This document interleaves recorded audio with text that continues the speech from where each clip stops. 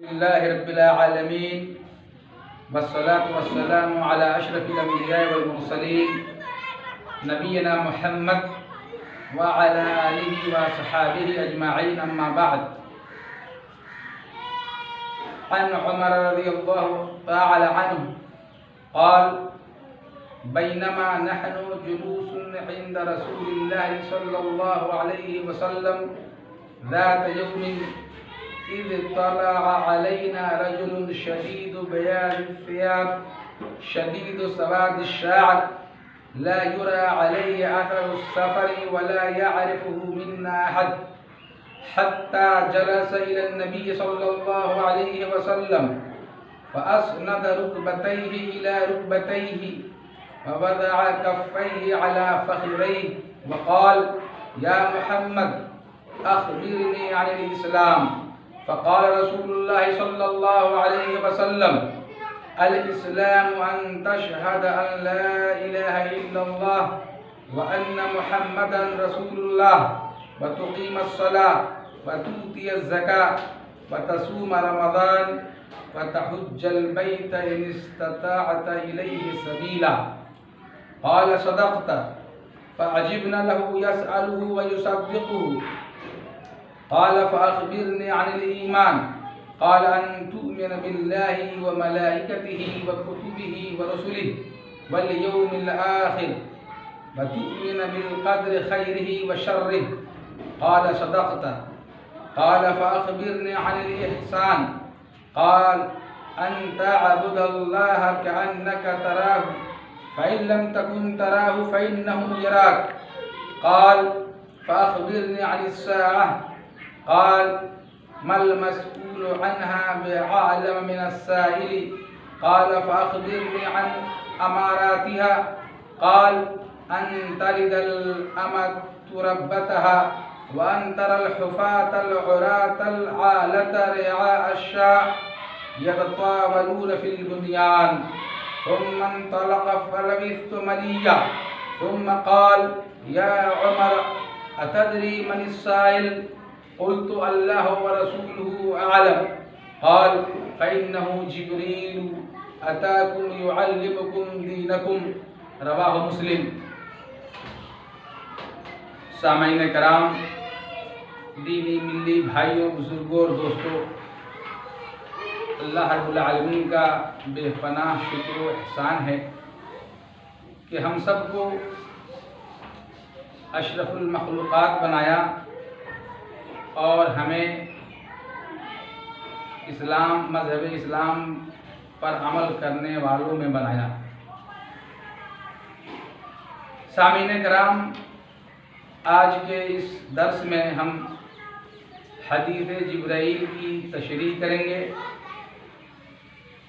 اس حدیث کے راوی عمر بن خطاب القرشی ہیں، جو سن 9 نبوی میں اسلام لائے.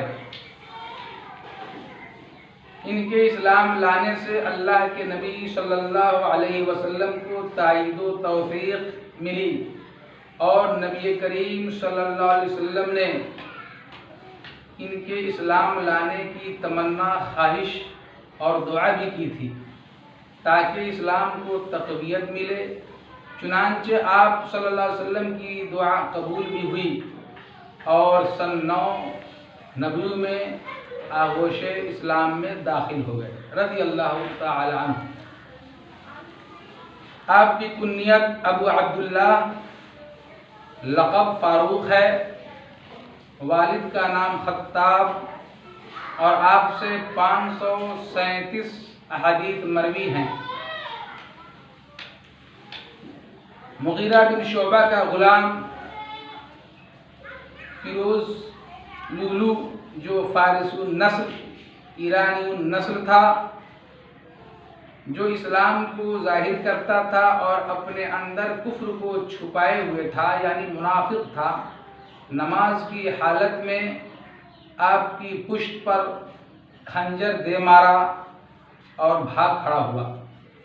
صحابہ کرام رضی اللہ تعالی علیہم اجمعین نے انہیں دبوچ لیا، پکڑ لیا، مگر وہ خود اپنے ہی خنجر سے خودکشی کر لیا لعنت اللہ علیہ۔ اس طرح سے عمر بن خطاب رضی اللہ تعالی عنہ کی وفات سن 23 ہجری کے اخیر میں ہوئی۔ یہ جو حدیث آپ کے سامنے پڑھی گئی ہے اسے حدیث جبرائیل کہا جاتا ہے، اس لیے کہ حضرت جبرائیل علیہ السلام نبی کریم صلی اللہ علیہ وسلم کے واسطے سے صحابہ کرام کو دین کی اہم اور بنیادی باتیں سوال و جواب کے اسلوب میں سمجھایا تھا۔ تو چونکہ حضرت جبرائیل علیہ السلام تشریف لائے اور صحابہ کرام کو دین کی باتیں سکھائی، اس طرح سے اس حدیث کا نام حدیث جبرائیل ہے۔ اس حدیث سے متعلق قاضی عیاض کہتے ہیں یہ حدیث ظاہری و باطنی عبادات کی تمام شروط کی شرح پر مشتمل ہے۔ امام نووی نے اس حدیث سے متعلق کہا، جان لو کہ اس حدیث میں علوم، آداب اور لطائف کی اقسام جمع ہیں، بلکہ یہ حدیث اسلام کی اصل ہے۔ شرح النووی جلد نمبر 1 صفحہ نمبر 160۔ فتح الباری میں حافظ ابن حجر العسقلانی نے لکھا ہے کہ امام قرطبی کہتے ہیں یہ حدیث اس لائق ہے کہ اسے ام السنہ کہا جائے۔ فتح الباری جلد نمبر 1 صفحہ نمبر 125۔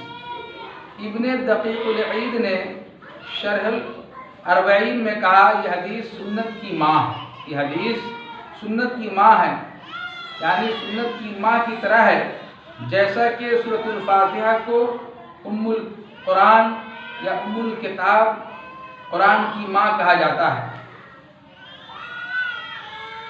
ابن رجب نے کہا کہ یہ عظیم حدیث سارے دین کی شرح پر مشتمل ہے۔ اس حدیث کو امام مسلم کے علاوہ امام ابو داؤد، امام ترمذی، امام نسائی اور ابن ماجہ وغیرہ نے اپنی کتاب میں ذکر کیا ہے۔ سیدنا عمر رضی اللہ تعالی عنہ کے علاوہ اس حدیث کے راوی حضرت ابو ہریرہ رضی اللہ تعالی عنہ، ابن عمر رضی اللہ تعالی عنہما اور انس رضی اللہ تعالی عنہ بھی ہیں۔ اس حدیث میں اس بات کی دلیل ہے، اس حدیث میں بہت ساری باتوں کا پتہ چلتا ہے، جس میں سے اس بات کی بھی دلیل ہے کہ استاذ کے لیے بلند مقام ہونا چاہیے تاکہ پتہ چل جائے اور تمام حاضرین اسے دیکھ سکیں، خاص طور پر جب لوگ زیادہ ہوں۔ چنانچہ حضرت ابو ہریرہ رضی اللہ تعالی عنہ سے روایت ہے کہ رسول اللہ صلی اللہ علیہ وسلم اپنے صحابہ کے پاس بیٹھتے تھے تو آنے والا اجنبی شخص یہ نہیں جانتا تھا کہ آپ کون ہیں، اسے پوچھنا پڑتا تھا۔ بس ہم نے رسول اللہ صلی اللہ علیہ وسلم سے درخواست کی کہ ہم آپ کے لیے ایک مجلس بنانا چاہتے ہیں تاکہ آنے والا اجنبی آپ کو پہچان لے۔ بس ہم نے آپ کے لیے مٹی کا ایک چبوترا بنایا تو آپ وہاں بیٹھتے تھے اور ہم لوگ آپ کے ارد گرد بیٹھتے تھے۔ اس حدیث میں جیسا کہ بتایا گیا ہے کہ فرشتہ جبرائیل امین نبی کریم صلی اللہ علیہ وسلم کے پاس آئے تھے، تو فرشتے انسانوں کے پاس انسانی شکل میں آتے تھے۔ اس کا ثبوت ہے، قرآن میں بھی ہے کہ جبرائیل علیہ السلام مریم علیہ السلام کے پاس انسانی شکل میں آئے تھے۔ گویا اللہ نے فرشتوں کو اپنی قدرت سے انہیں انسانی شکل میں بدلتے تھے۔ واضح ہے کہ فرشتوں کی طرح جن بھی انسانی شکل اختیار کر سکتے ہیں، انسانی شکل میں آ سکتے ہیں۔ صحیح بخاری اور صحیح مسلم میں ہے کہ نبی کریم صلی اللہ علیہ وسلم نے جبرائیل علیہ السلام کو ان کی اصل صورت میں بھی دیکھا ہے، چنانچہ ان کے 600 پر تھے۔ جبرائیل علیہ السلام کو جب آپ صلی اللہ علیہ وسلم ان کے اصلی صورت میں، اصلی شکل میں دیکھا تو ان کے 600 پر تھے۔ اس حدیث میں کئی مسائل سے متعلق باتیں موجود ہیں، چنانچہ آداب معلم و متعلم سے متعلق باتیں ہیں، ارکان اسلام سے متعلق باتیں ہیں، ارکان ایمان سے متعلق باتیں ہیں، احسان اور علامات قیام سے متعلق بھی اس حدیث میں روشنی ڈالی گئی ہے، باتیں بتائی گئی ہیں۔ دیکھیے حدیث کو، عن عمر رضی اللہ تعالی عنہ قال، عمر رضی اللہ تعالی عنہ سے روایت ہے، انہوں نے کہا بینما نحن جلوس عند رسول اللہ صلی اللہ علیہ وسلم، کہ ہم لوگ رسول اللہ صلی اللہ علیہ وسلم کے پاس ایک دن بیٹھے ہوئے تھے، اذ طلع علینا رجل شدید بیاض الثیاب، تو نحن جلوس عند رسول اللہ صلی اللہ علیہ وسلم سے معلوم ہوا کہ حصول علم اور شریعت کی معلومات کی غرض سے مجلس کا انعقاد کرنا یہ نبوی طریقہ رہا ہے۔ یعنی صحابہ کرام رضی اللہ تعالی علیہم اجمعین نبی کریم صلی اللہ علیہ وسلم کے ساتھ بیٹھتے تھے حصول علم کی غرض سے، مسئلہ مسائل پوچھنے کی غرض سے، اور بلا جھجک صحابہ کرام رضی اللہ تعالی علیہم اجمعین نبی کریم صلی اللہ علیہ وسلم کے ساتھ بیٹھتے اور مسئلہ پوچھتے تھے۔ ایسا کرنا، یہ علمی مجالس کا انعقاد کرنا، یہ نبوی طریقہ رہا ہے۔ اس لیے ہمیں بھی چاہیے کہ اس طرح کی مجلسیں منعقد ہوں، اس طرح کی مجلسوں کا انعقاد کریں، چاہے مدرسوں میں ہوں یا مسجدوں میں ہوں یا اس طرح کی جگہوں پہ، تاکہ علماء کرام کے درس میں حاضر ہوں، ان سے کچھ سیکھیں، کچھ سکھائیں، کچھ پوچھیں، کچھ سوال کریں۔ اور دعا تو معلم کو بھی چاہیے کہ اگر کوئی سوال کرے، کوئی پوچھے تو اکتاہٹ نہ ہو، جھنجھلاہٹ نہ ہو، صبر کا مظاہرہ کرے اور کسی قسم کی پریشانی کا مظاہرہ نہ کرے، غصہ نہ کرے، جیسا کہ اس حدیث میں آگے ہے کہ جب حضرت جبرائیل علیہ السلام آپ کے پاس آئے اور آپ کے پاس لوگوں کو، صحابہ کرام رضی اللہ تعالی علیہم اجمعین کو چھلانگتے ہوئے نبی کریم صلی اللہ علیہ وسلم کے پاس آ کر بیٹھ گئے، تو نبی کریم صلی اللہ علیہ وسلم اس چیز پر صبر کیا اور ان کے ایک ایک سوال کا جواب دیا۔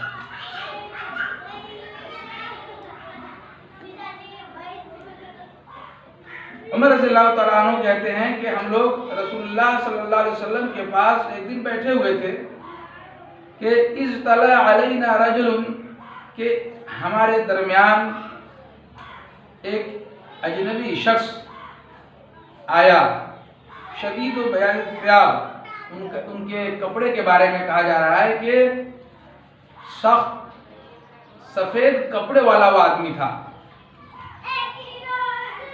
سواد الشعر، اور نہایت ہی کالے بال والا وہ آدمی تھا۔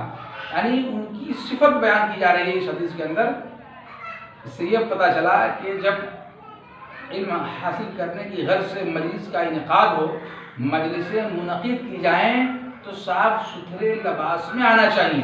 آنے سے پہلے غسل کر لے، کم از کم وضو کر لے، پاک صاف ہو کر آئیں، منہ ہاتھ دھو کر آئیں، کپڑے صاف ستھرے ہوں تاکہ بغل میں کسی کو تکلیف نہ پہنچے، تیل اور خوشبو لگا کر آئیں۔ یہ مجلس کے آداب کی چیزیں ہیں اور طالب علم کے آداب میں سے ہیں۔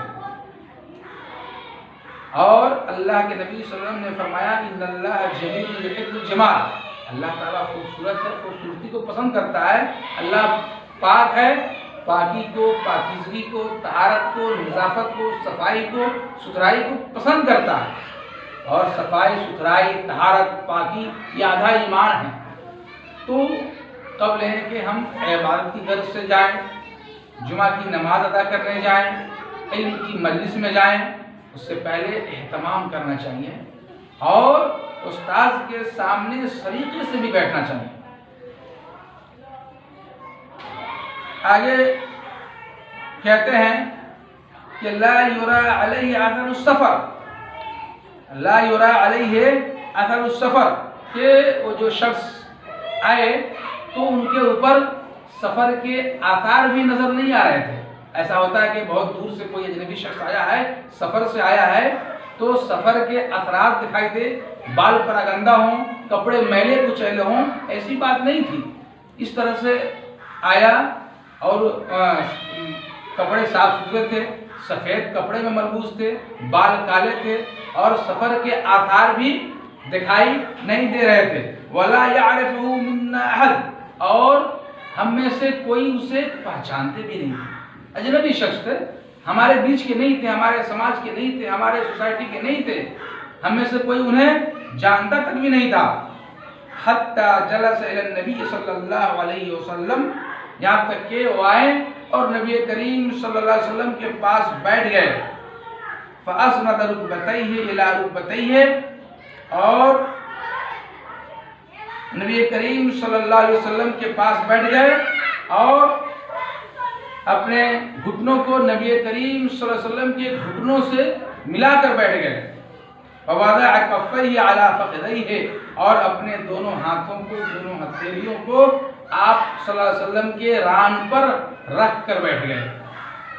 وقال، اور اس شخص نے کہا، یا محمد، اے محمد صلی اللہ علیہ وسلم، اخبرنی عن الاسلام۔ انشاءاللہ آئندہ درس میں مزید باتیں بتائی جائیں گی۔ وصلی اللہ علی نبینا محمد وعلی آلہ وصحبہ اجمعین۔